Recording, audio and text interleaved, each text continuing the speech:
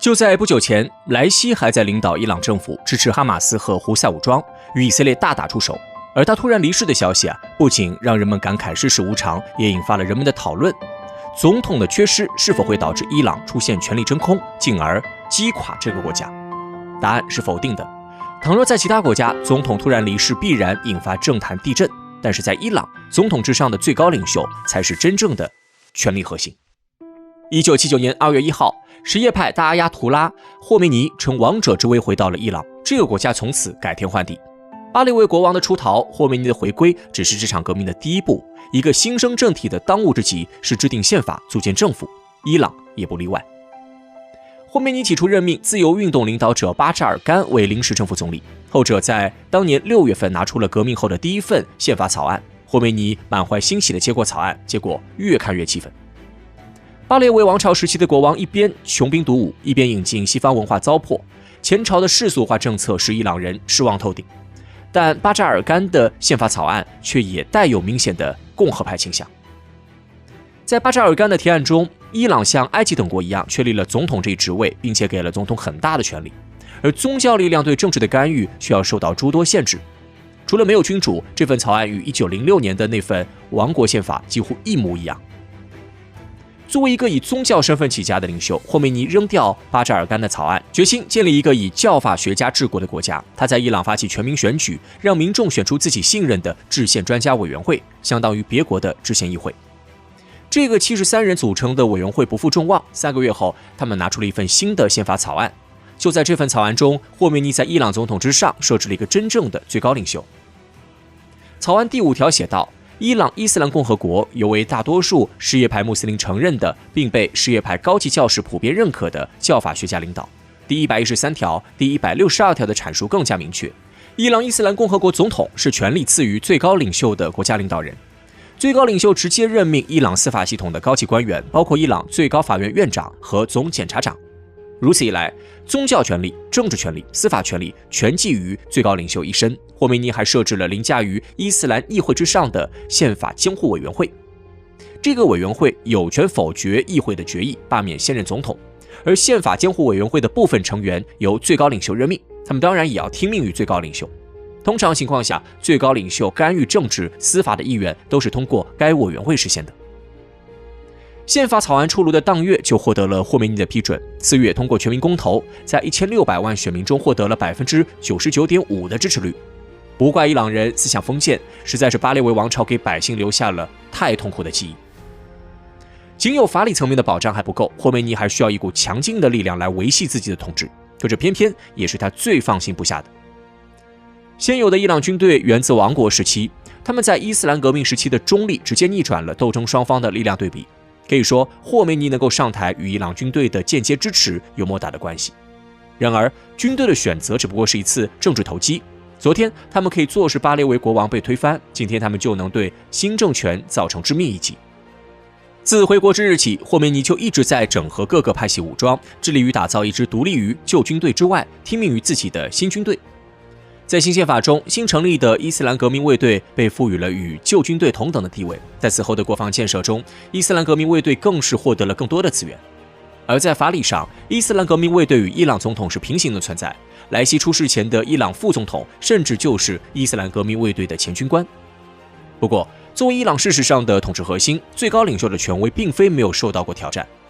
在这方面，现任伊朗最高领袖哈梅内伊相比很有感触。霍梅尼的第一个继承者蒙塔哈里在一次恐怖袭击中身亡。1985年，蒙塔泽里被推选为新的最高领袖继承者，但这位继承者的民主改革倾向惹恼了霍梅尼，他因此被取消了继承权。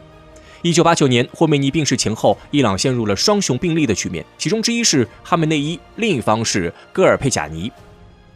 这两位都在两伊战争中建立了自己的威信。哈梅内伊的优势是他更受霍梅尼青睐，在霍梅尼麾下当了8年总统，但他的宗教身份是胡加特伊斯兰，比戈尔佩贾尼的大亚图拉要低不少。霍梅尼最初认可的宪法中对最高领袖的选择遵循效法源权原则，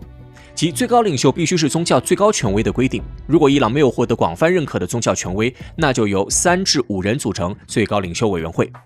按照这一原则，哈梅内伊在戈尔佩贾尼面前连加入最高领袖委员会的资格都没有，更遑论角逐唯一的最高领袖。幸而霍梅尼去世前主导的修宪工作废除了效法源权原则，哈梅内伊这才得到了冲击最高领袖的机会。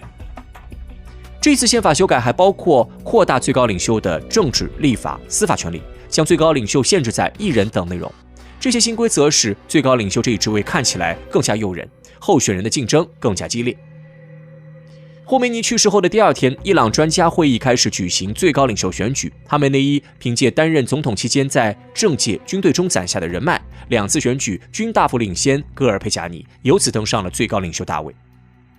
由于宗教资历不够，哈梅内伊上位伊始遭到了多方抵制。为了实现集权，他一边调动伊斯兰革命卫队对反对派痛下杀手，一边又在伊斯兰议会和宪法监护委员会之外又建立了一个国家利益委员会。新成立的国家利益委员会成员全部由最高领袖任命，这个机构的设立实际上是为了使权力进一步向最高领袖集中。哈梅内伊35年来一直头巾眼睛加深，一副宗教学者的打扮，但他的策略更像是一个精明的政治人物。所有这些集权举措都是为了弥补他在宗教资历上的缺憾。霍梅尼时代，最高领袖的政治权力可以视作宗教权威的附属品，但在哈梅内伊时代，最高领袖的政治性已经开始取代宗教性。经过他的改革，最高领袖已经摆脱了宗教地位的束缚，变成了事实上的伊朗国家元首加政府首脑。而在这种背景下，伊朗总统就越来越像是最高领袖手下的一个高级经理人了。既然从宗教领袖变成了政治领袖，那就免不了与名义上的政府领导人总统打交道。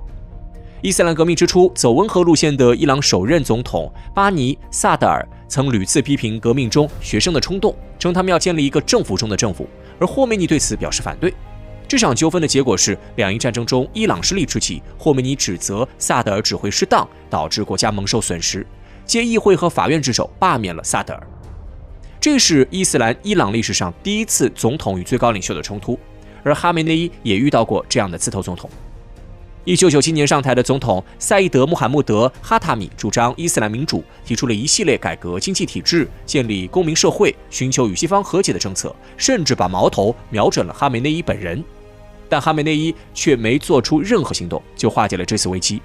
哈塔米虽然在2001年连任成功，他的政策却没有一条得到落实。等到2005年大选时，宪法监护委员会开始对总统候选人层层筛选，当年的7名候选人中没有一个改革派的身影。通过这2次最高领袖与总统的斗争，不难看出来，总统虽然有选举选出，但离开最高领袖的支持，也就失去了执政的根基。权力实际上都掌握在最高领袖手中，是直接罢免还是加以限制，全由最高领袖一言而定。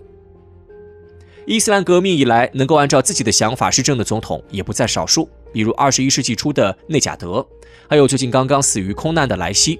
但与总统之位相比，伊朗人更加关注的是他们的另一个身份——最高领袖明确或潜在的继承者。按照伊朗宪法规定，这个国家名义上还有一个专门用来限制最高领袖的机构——专家会议。专家会议的职能包括推选最高领袖及其继承者，评议最高领袖是否称职，必要时可以罢免最高领袖。